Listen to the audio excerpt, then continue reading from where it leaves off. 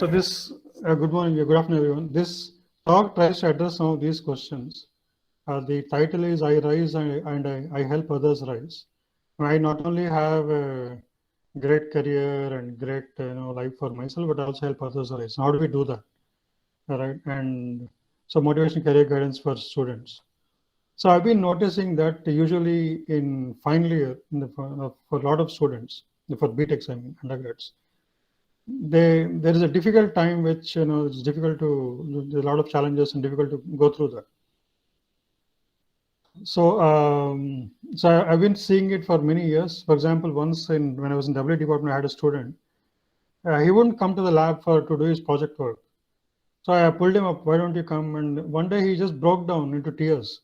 He said, "I feel like coming, but I don't feel like no. But I want to come, but I don't feel like coming, and I can't get myself to come to the lab." And he almost cried like a little child, right? So then I'll give you another example. Recently in biotech, there was a guy who was doing very well, good GPA and all that. And he was very anxious, like some of you guys, about careers and what will happen, what job he will get. He's settled to get, so I said, what do you want to become? What's your dream career? He said, any data analytics job, I am okay. I just want to get some data analytics job. So I didn't say anything, but point is, I mean, you guys are, right, IIT, BTech, so you cracked JEE, and so you're like cream of the nation. Why is this guy settling for such a small opportunity? Because generally, youngsters, when you look at people, right, you expect that when they go out of the college campus, they'll feel that they own the world, right? They can do anything, get anything, whatever they want. I mean, they feel like very overconfident. That's what you expect in a young person. But I feel this boy like very dejected and is settling for a really low opportunity, right? Why is like so? I thought a lot about it, and so I was facing similar problems with some of my research scholars. This is many years ago. Then I said something has to be done. So I've read a lot about some of these problems. Then this started giving. We are having these kinds of programs, activities in my lab also, and students are finding it very useful. Then I thought, let me give talks on this in other colleges, and some people are finding it useful. So I thought that is the background to this talk. So we just talked about the final year blues. That is, just half an hour ago, I talked to another student about it. Again, same problems. I mean, some not enough recall letters, and what do you do, and how do you get some US admission? So a lot of these questions that kids are facing make them very anxious. And actually, if you dig back into it, the real source of anxiety is that in the life of any student, right, up to this point, up to this point where you come out of the college campus, it's a typically world-driven life. So what does that mean? That is your decisions, your choices, preferences, all that is practically dictated by somebody else, by your family, by the world, right? Your siblings or your peer pressure, or what your relatives think. All that has led to this point. I mean, I'll give you another example. This IAS officer, his daughter got JEE rank. So people sometimes come to me like informally for some counseling, some friends, children, or something like that. So this guy came. This girl got some rank, and this father was telling everything. He said, "Oh, my daughter got this rank, and for this rank, she'll probably get some branch in IIT Bombay, something else in Kharagpur, something else in Madras, and she'll probably give this choices in this serial order. And then after BTech, she'll do MBA, either MBA or she'll do, she'll prepare for IAS." The thing is, this man has mapped out her life for the coming 7-8 years.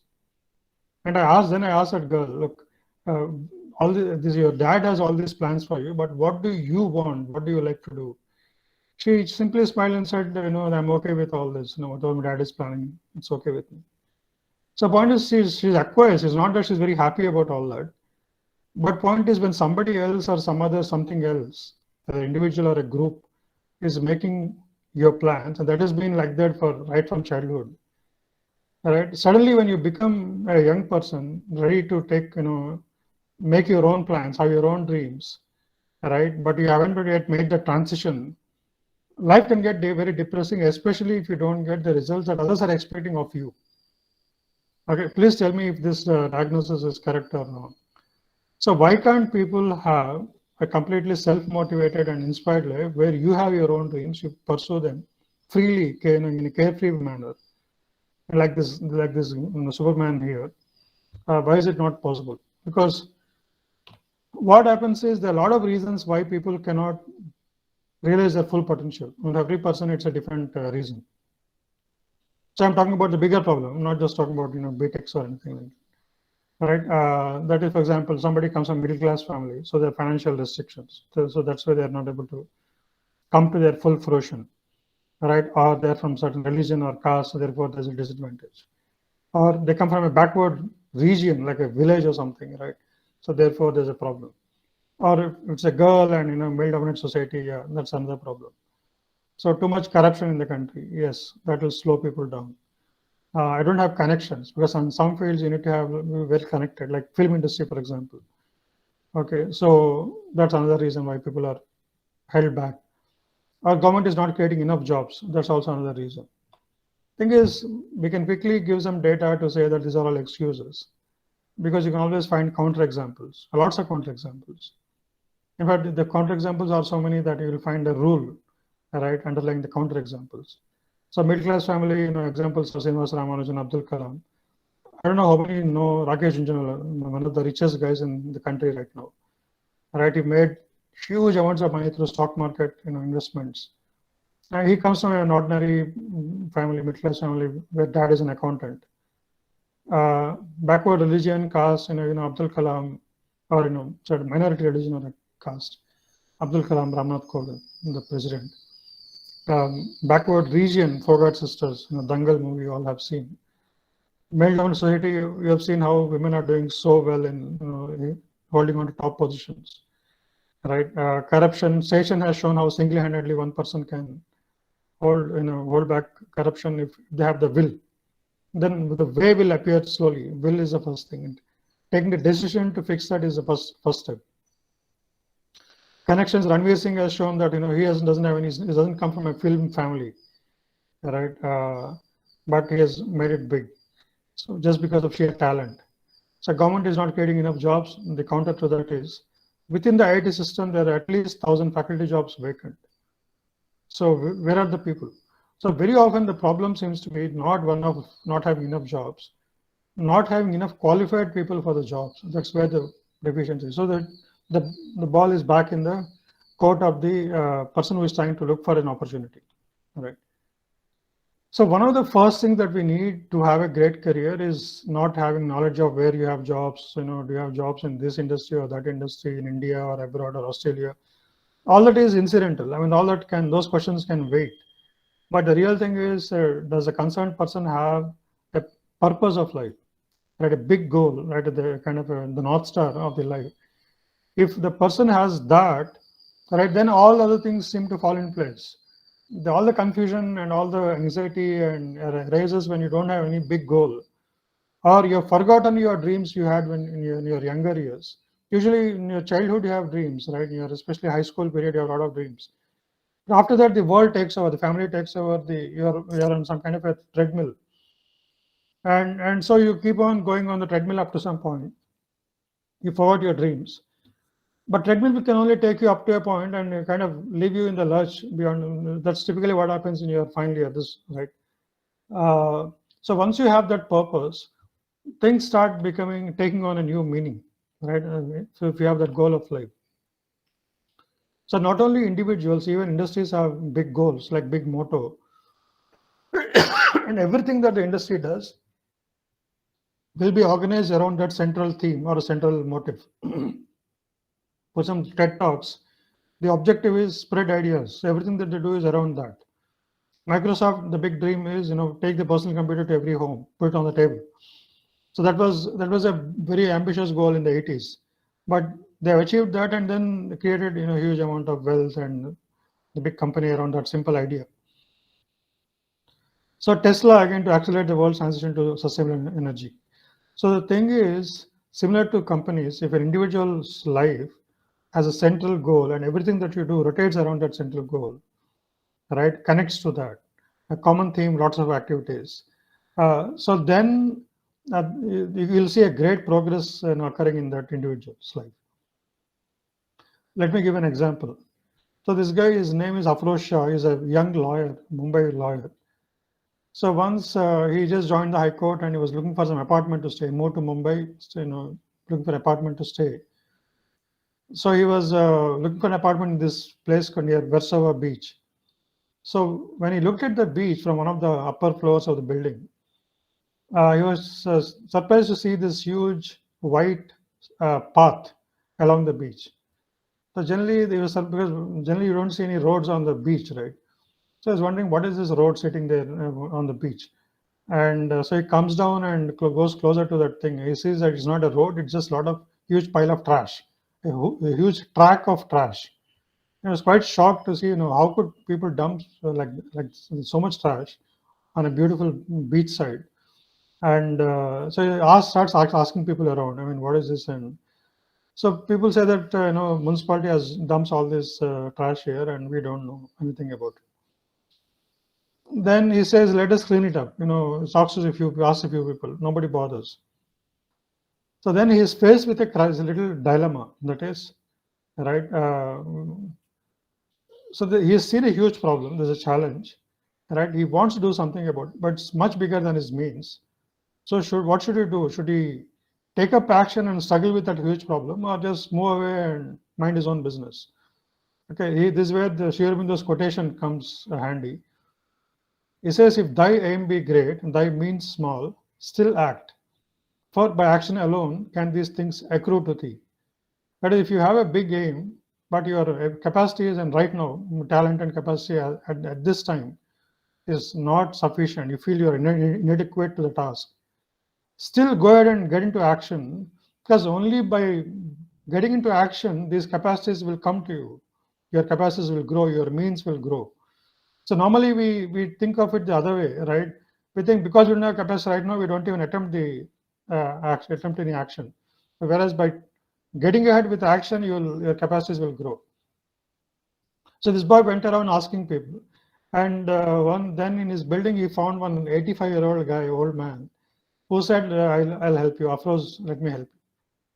So both this old man and young boy, they got down, took a few bags of trash, started clearing it. At the end of day's work, they cleared 5 bags of trash. They said, "This is not going to work." Right? So that's how their journey began. So this boy then went around asking the local fishermen, right? What do you think of this? Will you be able to help? So some people helped and went to nearby schools and gave talks about it and enlisted help. Right? Slowly he saw other connected problems. The local sanitation is also very bad, and something had to be done about that.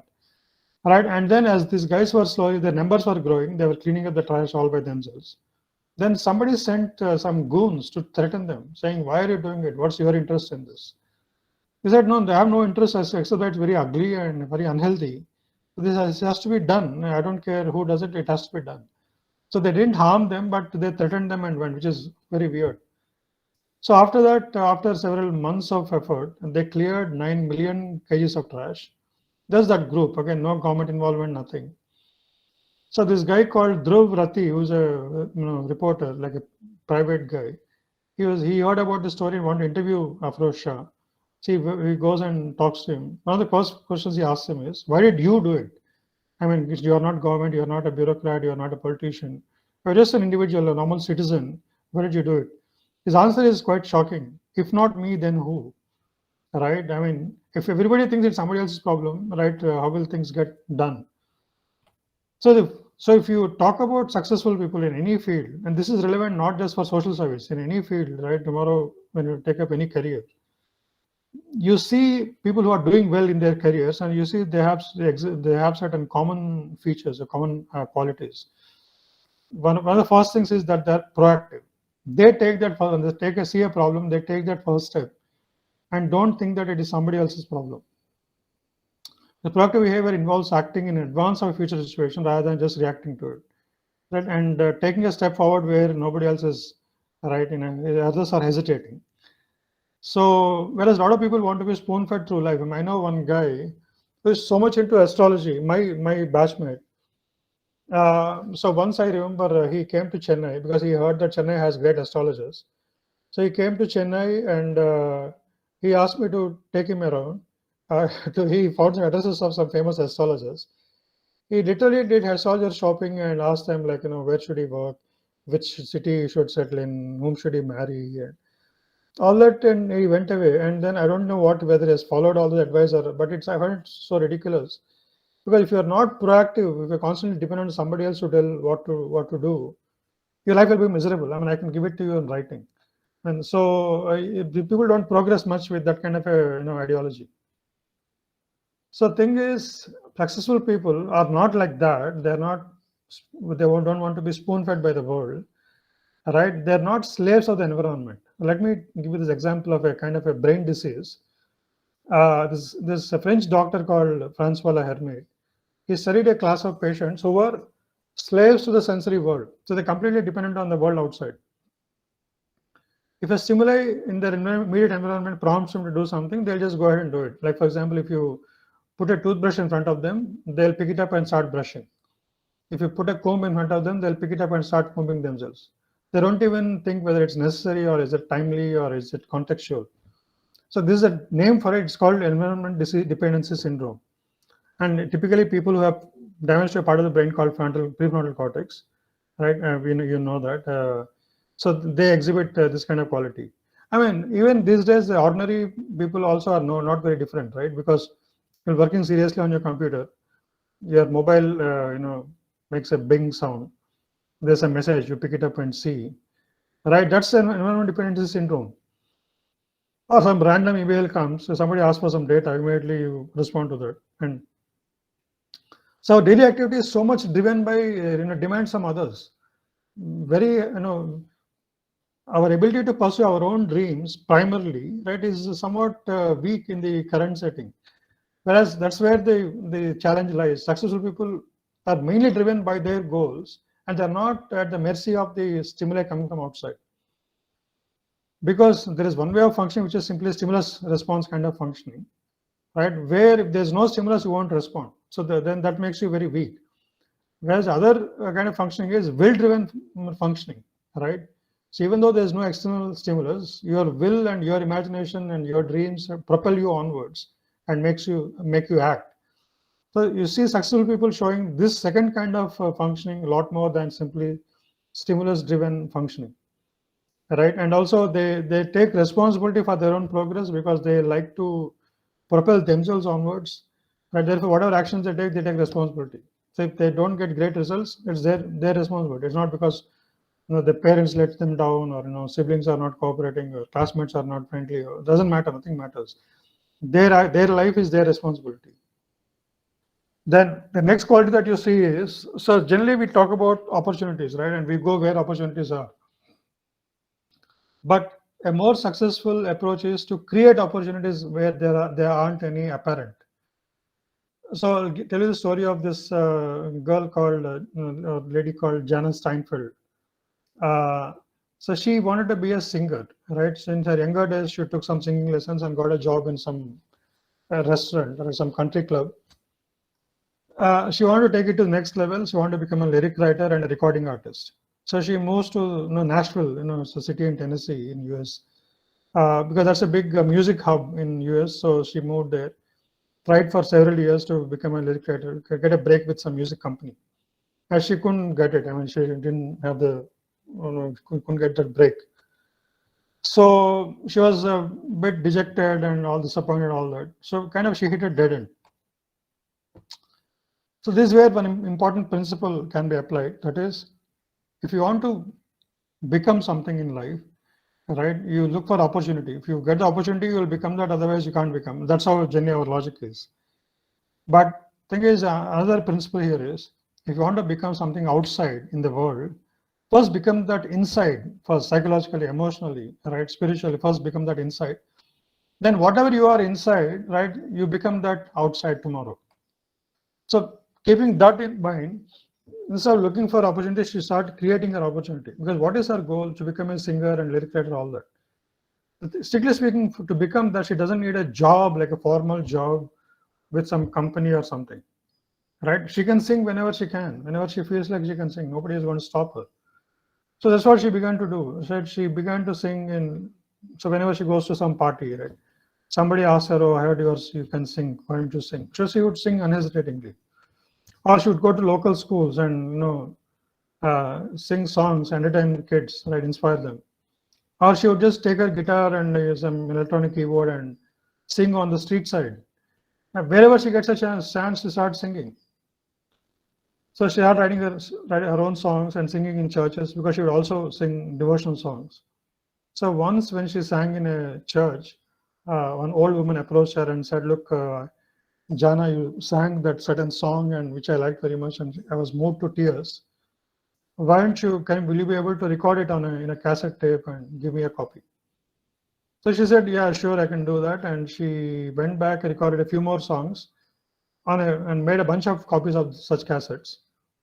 And she gave it to this lady, and she also started selling those cassettes. Okay, so slowly she worked her way up like that, pursued her dream without worrying about opportunities.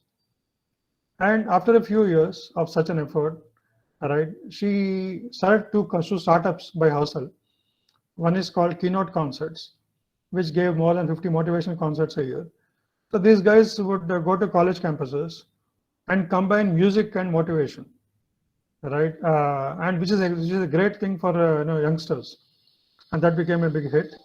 And also relatively famous records where she gives opportunity for budding singers and budding lyric writers, gives them a position and records their songs and etc. etc.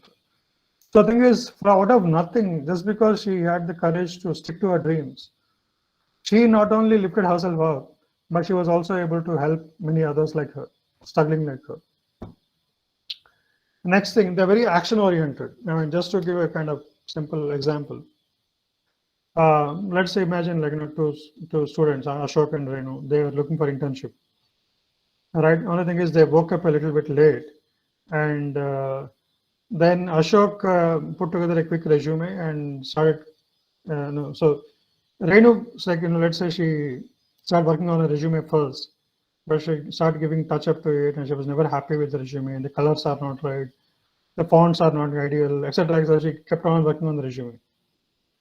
Ashok put together some really crude resume quickly, but started sending out to a bunch of companies and calling up people, from getting addresses through contacts.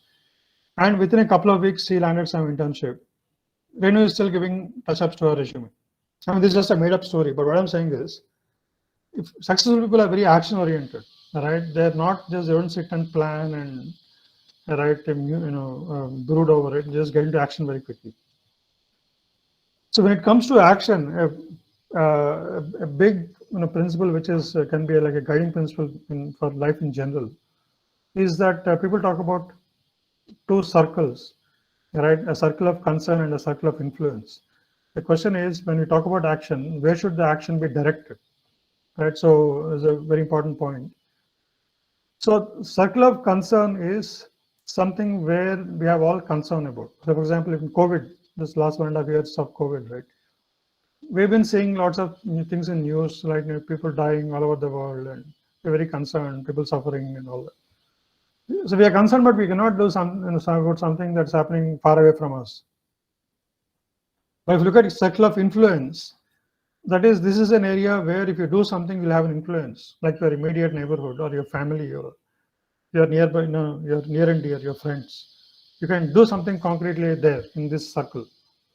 So successful people clearly understand and are able to demarcate where do I have influence, where do you have no influence but only concern, and they focus their energies completely in the circle of influence, right? And don't bother much about circle of concern.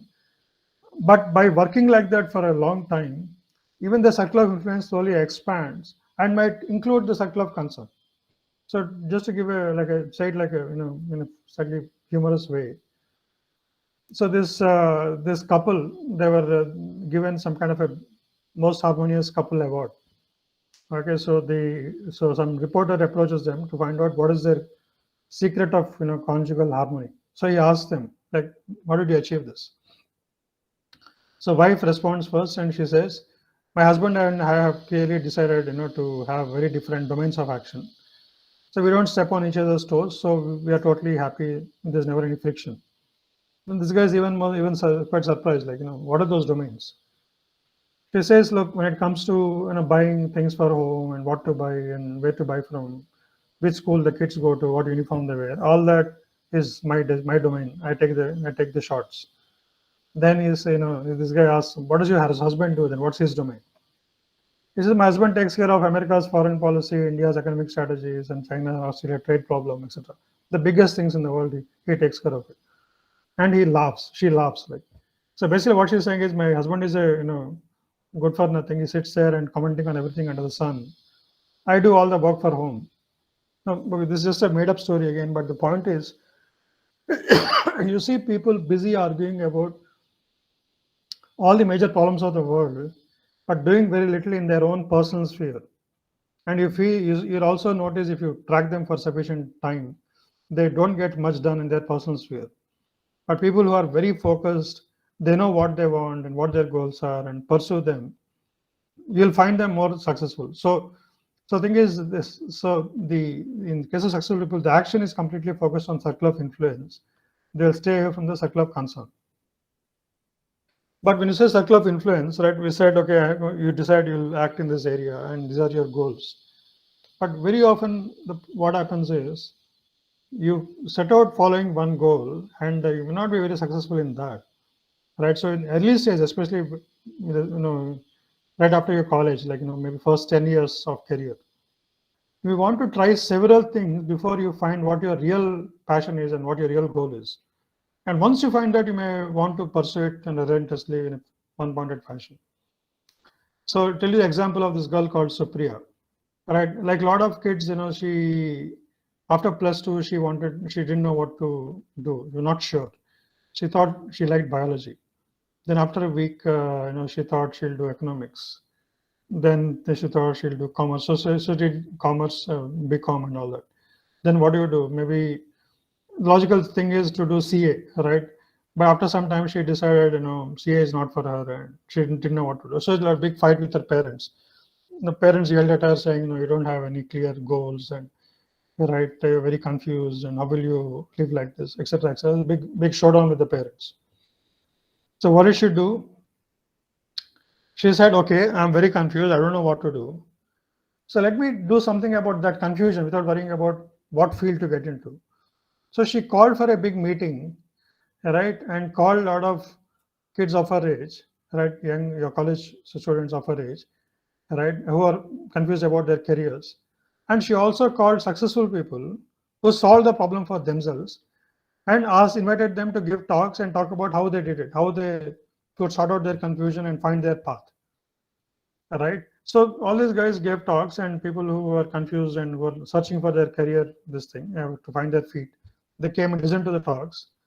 And after that conference, a lot of people who came, they wrote back to her saying, look, Supriya, after attending your conference, I now have a lot of clarity and quit my job, and now I'm doing something. I started a startup, or I joined this other job which is more to my liking, etc., etc. So a lot of people, for them, it was a big eye opener attending that conference. Then this girl thought, why not make a startup on this which just does this all the time? She called successful people in various careers and asked them to give talks on how they did it, how they negotiated this very uncertain period of a young person's life. And that led to this company called Josh Talks. Josh is, motivation or inspiration. So another interesting example like that is this an American writer called Dan Brown. You all must have heard of this guy, the Da Vinci Code, and the author of all these famous novels. This guy initially began as a lyric writer, okay, and he wanted to become a lyric writer. So he went to Hollywood, settled in Hollywood for some time. He tried with many companies and movies, and nothing worked out. So after about 3-4 years of that struggle, he and his wife wanted to take a vacation just to kind of let out some steam. And on the beach side, he was reading a novel by, I think, Sidney Sheldon. Then he really liked that novel, and he realized how exciting novels can be. He wanted to become a novel writer, okay, a writer of thrillers. That's how he began his journey. He wrote Da Vinci Code and became an instant hit, and etc., etc. So point is, sometimes you may not know what your real passion is right away. You want to try a couple of things, especially in the 20s to 30 period. before you settle down on that one real passion. After that, your life will take off. Then all the successful people are always constant learners. They're constantly updating their knowledge, expanding their awareness, right, through whatever means, books, courses, internships, etc., etc. Right, that will help you make better decisions, keep you always inspired and motivated. Because in the way things are working, the way the economies are evolving and careers are evolving these days, so because we are living, knowledge is most precious. Because 19th century, the economy is completely industrialized. If you had access to great machines, you can make wealth. You will be rich. But 20th century, wealth is driven by knowledge, right? So if you are knowledgeable, you will be also affluent. That's a general pattern.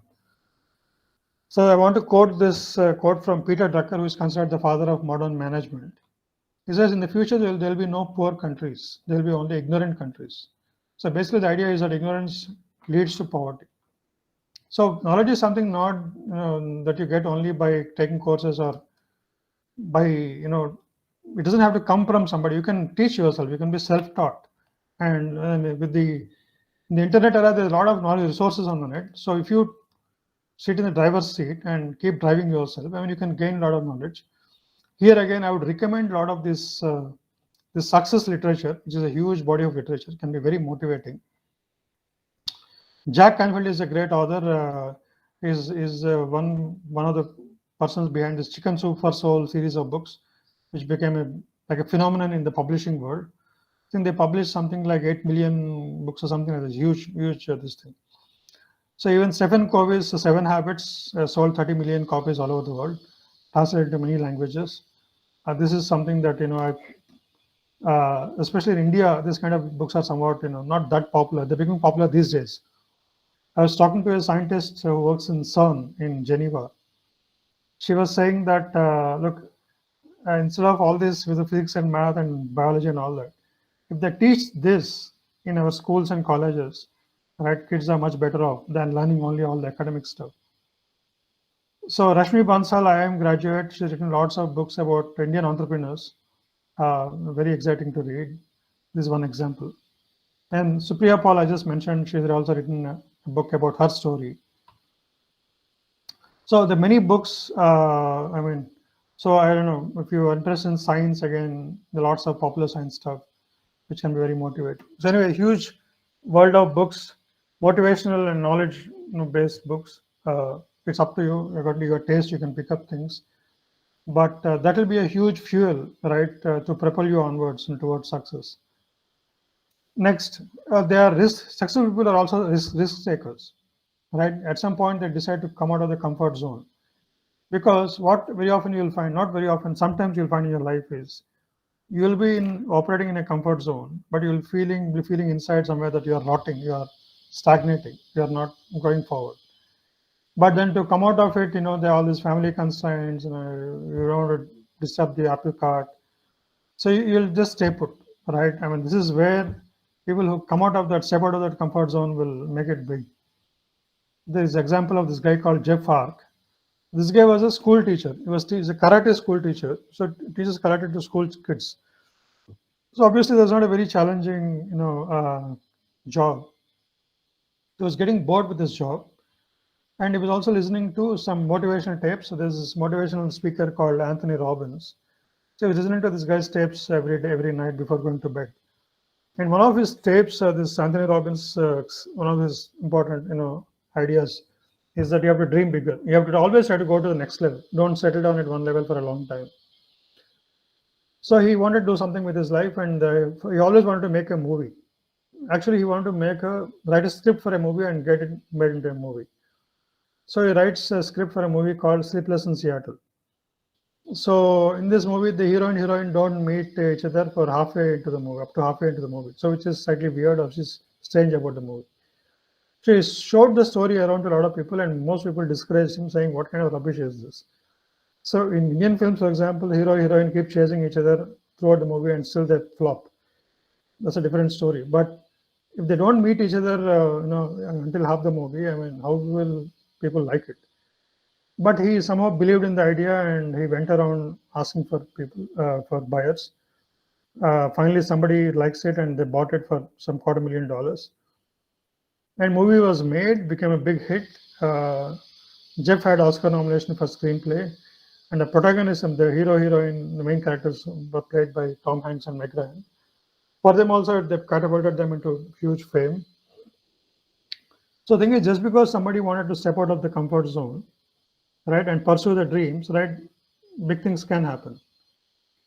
Next thing, so whenever you attempt anything big, anything out of the way, right, failure is very common, right? So thing is, but how do you respond to that failure and make course corrections? Because all these things will be quite relevant tomorrow if you start a startup or something, right? Very often the chance of failure is very high, especially if you try something new, something different from normal. All right, you want to see if there's any objective lessons you can draw from the failure and make course corrections and so on. Okay. The next quality is they want to walk the extra mile. They're willing to walk the extra mile. So what is that? Let me give an example. So this actually happened in a shopping mall in the city of Pittsburgh in US. This is long ago, like probably late 19, no, maybe early 20th century. So one elderly woman walks into the shopping mall, the shop, and generally you see this pattern, right? You'll have a lot of salesmen, but they'll be all chatting among themselves and not attending to the customers. It was like that in that shop also, but one salesman saw this lady and walked up to her and asked her, "Ma'am, what can I do for you? What can I show you?" And the lady said, "Look, don't bother. I mean, it's raining outside, so I just wanted to take shelter here. I'll wait for some time and leave. Don't bother. I don't want to buy anything." So generally, when customers say they don't come to buy anything, salesmen will be annoyed, and that sometimes can treat them badly. But this guy said, "No, no, no problem, ma'am. It's a bit cold outside. Shall I get you something hot to drink, etc., etc." He made her feel comfortable. And after she was there for some time and left. After a couple of weeks, this guy got a got a letter in his mailbox, which was a new job offer for a big position in a shopping mall in Scotland. So this was in America, right? So the thing is, he was very surprised because he didn't go to any interviews. He didn't apply for any jobs. Who is this guy who made the offer? The offer was from Andrew Carnegie, who was a big American industrialist. So what happened was the lady who came was Andrew Carnegie's mother. So he saw this guy's behavior, conduct, and recommended his name to her son, who made the job offer. But what was the quality that she saw? His willingness to step out of the comfort zone and walk that extra mile. Because as a salesperson, his job duties simply normally stop at presenting the products to the customers and explaining to them and making that sale happen. But he went a little bit outside that thing, right? Made the customer feel comfortable, right? And which he didn't have to, strictly speaking, right? And that led to a lot of interesting positive consequences for him, because that's a quality that's very important in any job, in any career. And very often your job has certain boundaries, but within the boundaries you may not be able to achieve sufficient results. Sometimes you want to step out, do something out of the way to get great results. So he was willing to do that. So he was given a big responsibility, seeing that quality.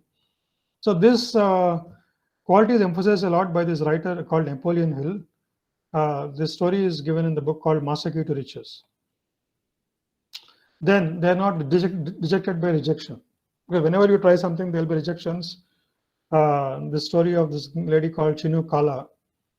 So this girl is again from a middle class family, and in her younger days, once she had a big fight with the family, saying, about something, because she's not doing anything interesting, and the parents were upset that she's not doing anything with her life. She walked out of her family with nothing but 300 rupees in her pocket. So she had to, survive. So she has to have some livelihood.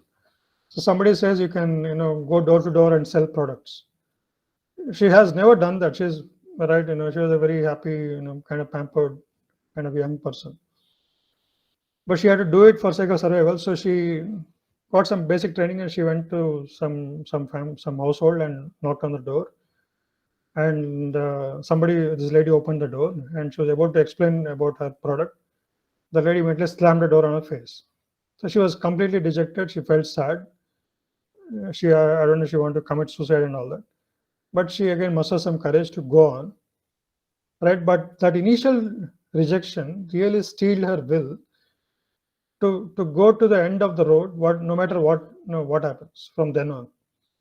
Okay, so finally, many events and all that, but she created a 15 crore business and she opened her own big shop in a shopping mall in Bangalore.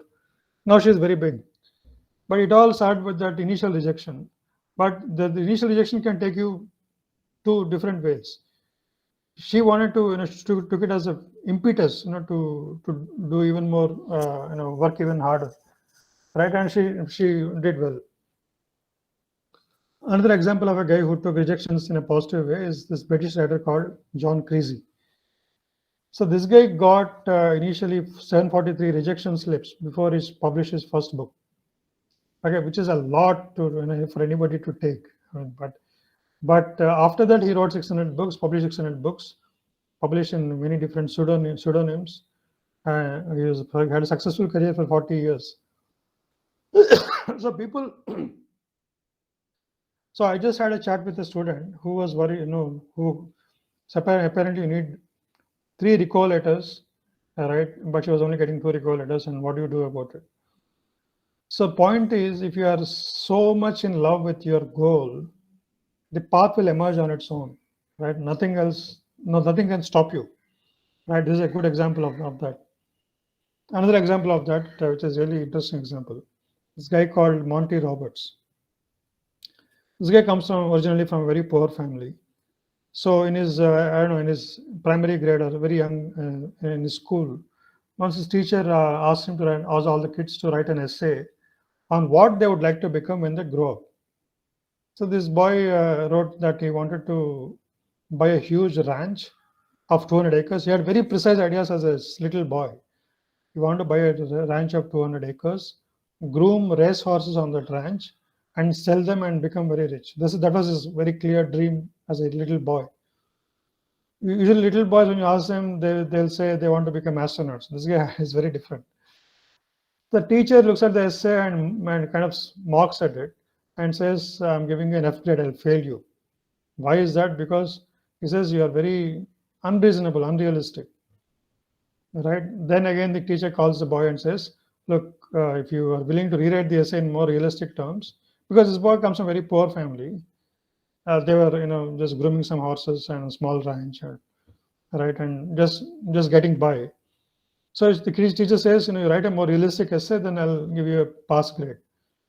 Then what the boy says, look, you can keep your F grade. I don't need your grade. I'll keep my dream. Right, I'm keeping my dream. That's what the little boy says. My dream is more important than your stupid grades.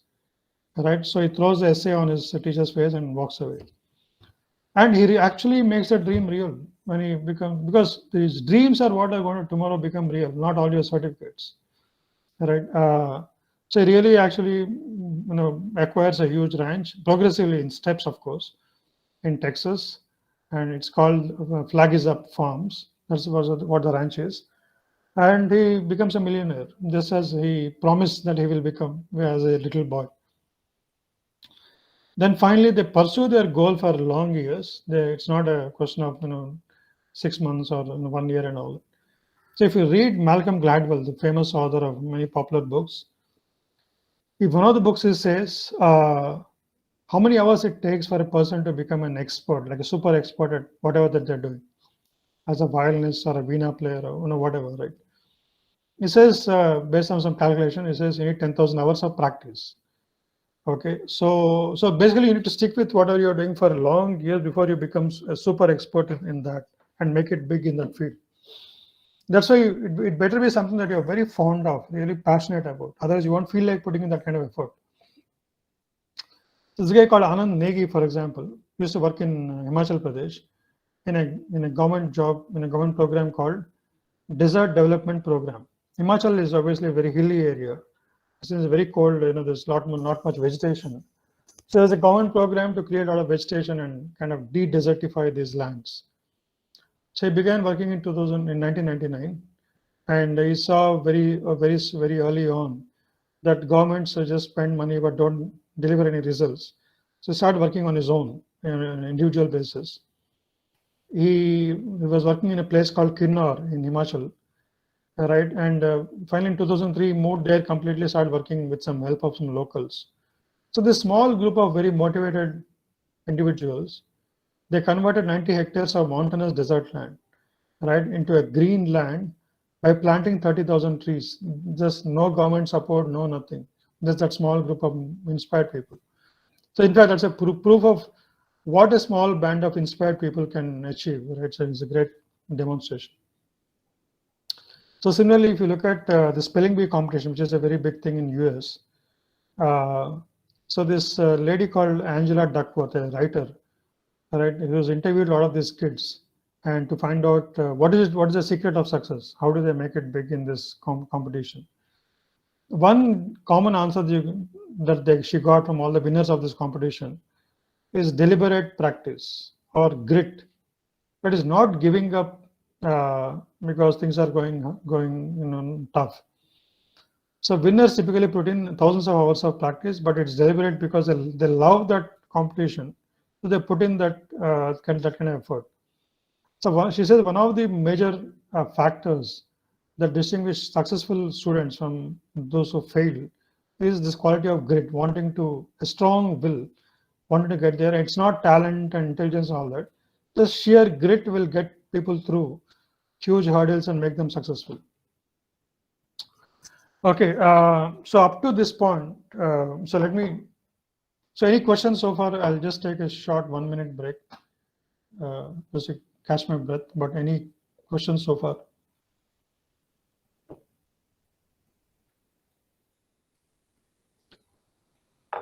Okay, no questions, so let me continue.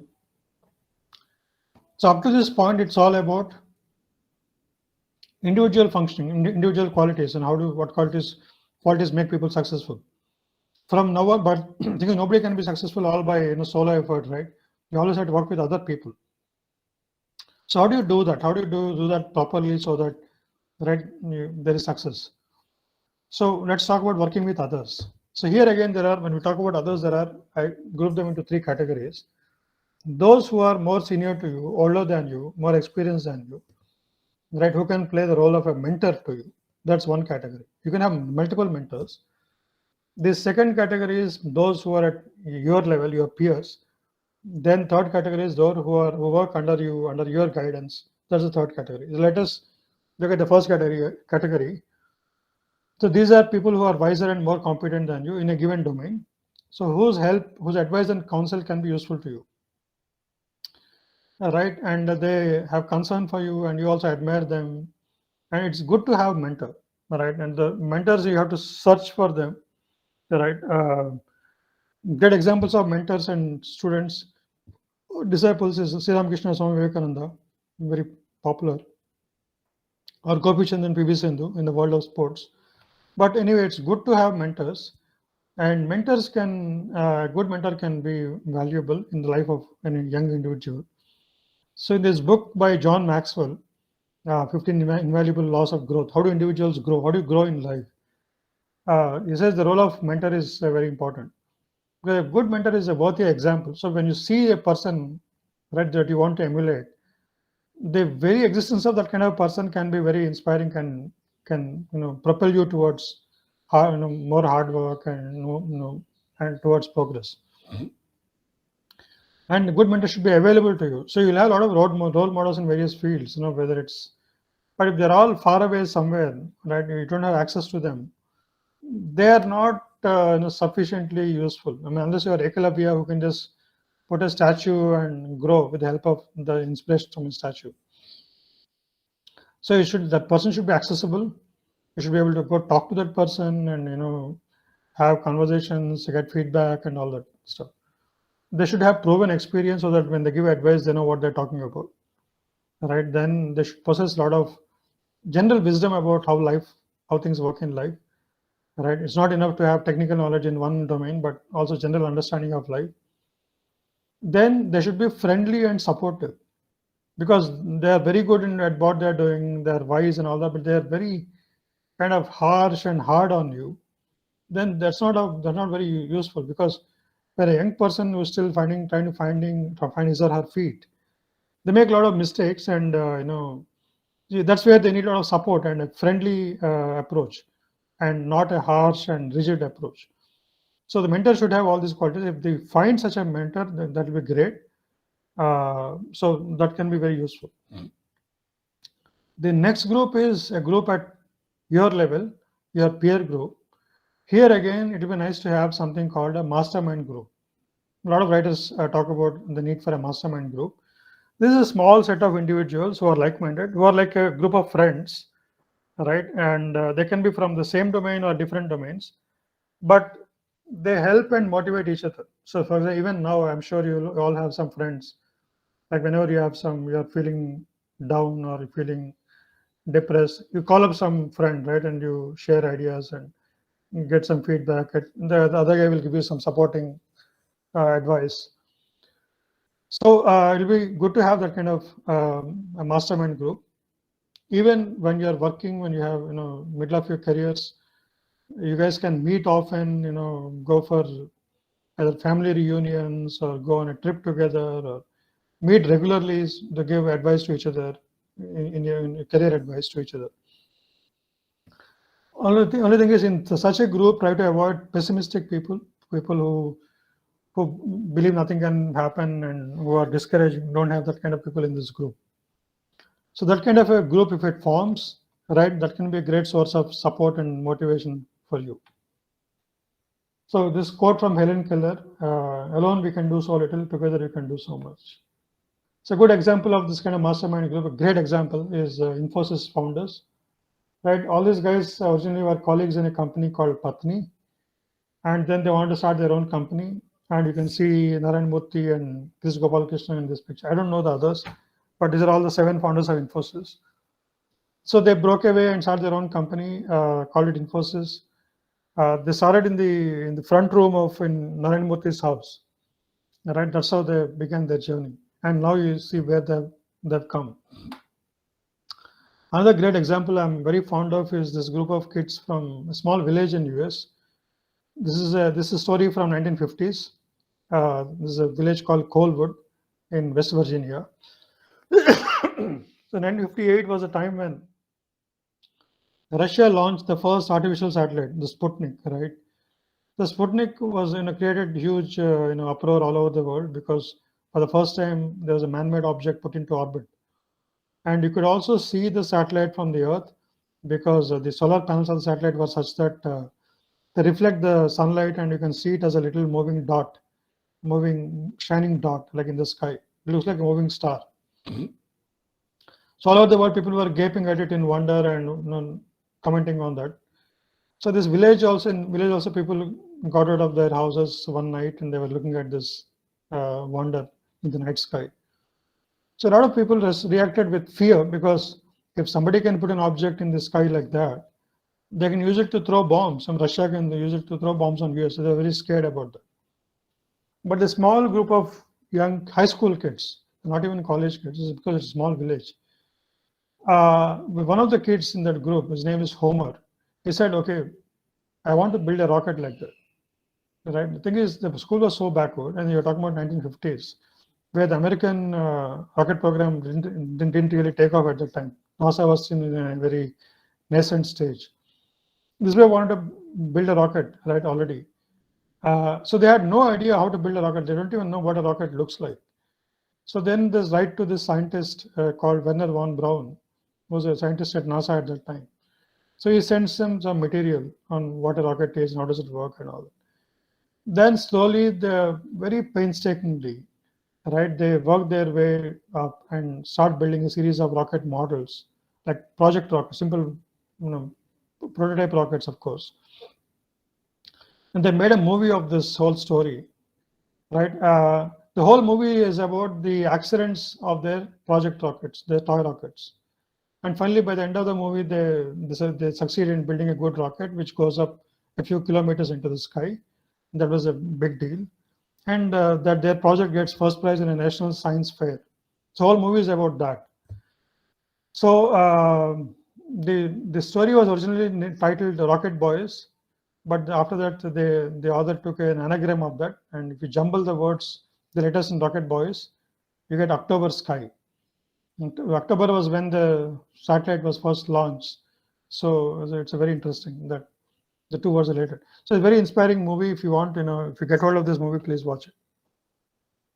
The third category is a team who will work under your guidance, because no matter which field you are in, right, you'll always end up leading a team. Because when you talk about leadership training and all that, leadership training is not just for managers, all right? Anything in any job you might be, you'll end up leading a team. So you need to have some leadership training. So a great example of that is the movie Lagan. I'm sure most of you have watched this. Otherwise, you go and watch it. But I heard in some of the IIMs, they screen the movie Lagan just as an example of team building. So how do you build a team from scratch? I mean, in this movie, this guy creates a cricket team out of, really in a really backward village, and beats the British team, in cricket. So how do you motivate them? How do you set them on a path, and how do you make them accept as a very difficult goal, and make them put effort? Whenever you are leading anybody, right, in any domain, this is what you'll end up doing. So the movie is a great example of that. Some lots of literature. Leadership is a huge body of literature. I recommend the books of this guy called John Maxwell. He's written tons of stuff on leadership. There's lots of YouTube videos also you can watch. Okay, I'll move on a bit faster. So like that, we talked about a little bit about career and what you can do alone, what you can do as a group, and all those things. But thing is, to have a great career, not only what you do at workplace, but what you do outside the workplace at home is also very important. Also, with all the COVID stuff going on, one thing that people all over the world are realizing is the value of your family life, your life outside the work.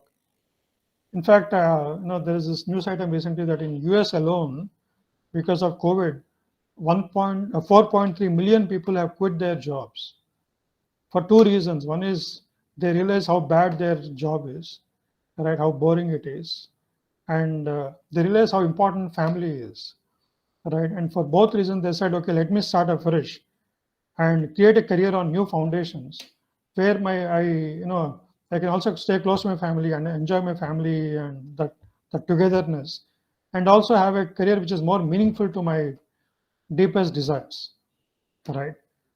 So what you do outside the workplace in your family is also very important. For another reason also. So like the Stephen Covey gives example of this guy who's trying to cut a piece of wood. So this guy has been cutting this wood for a long time, and you could see that the saw that has become very blunt. So somebody sees that and says, okay, why don't you go step aside a little bit, sharpen the saw and come back and continue your cutting. This guy says, no, no, no, I'm already running a bit very late. If I take time out to sharpen the saw, I'll take even more time to cut this wood. So that's exactly the mistake a lot of us make. That is, what you do in your leisure at home is like sharpening the saw, sharpening your own instrument, your mind, body, and your soul. If you don't take the time out to sharpen this and improve your instrument, sharpen your instrument, when you go back to work the next day, right, you won't be very efficient. So we need to take the time out to sharpen this or improve our instrument. This is what is generally called as work-life balance, but people ignore that because of the pressures at work. So taking time out to relax at home, spending time with family, meditation, yoga, trekking, whatever, these are all extremely important, as important as what you do at work, even if you just want to improve your career. So family is very important because family is like a fortress from which you fight the battles of life. A lot of people complain that family is getting in their way of having a great career because they cannot put in enough hours at work. But that's a very short-sighted approach because if you create a strong family with strong bonding and abundance of love and affection, then that will become a huge foundation for you to have a great career, for everybody in the family to have a great career. So for example, I know one family where the husband is an engineer, wife is a writer, she likes to write books. Her husband is very discouraging because she says, who will read these stupid books, and why do you waste your time and all that. And daughter wants to, okay, let's say she wants to do something else, like not engineering. Husband is very critical of the daughter. He keeps bugging the daughter to become an engineer like him. So there's a lot of unhappiness at home, right? In fact, you can that family, like everybody is living separate, and this is a bit of a trouble. So whereas imagine a situation where everybody accepts other people's dreams and goals and supports them in in the pursuit of those goals, not one person trying to impose their views on others, right? And then you will see that there's much stronger bonds of love and affection in the family, and everybody will be happy, and they can pursue their own goals in a confident fashion, right? So like that, this family can be a foundation, can be like a jumping board to pursue your careers and dreams. Then health is obviously very important, but we neglect it too often, right?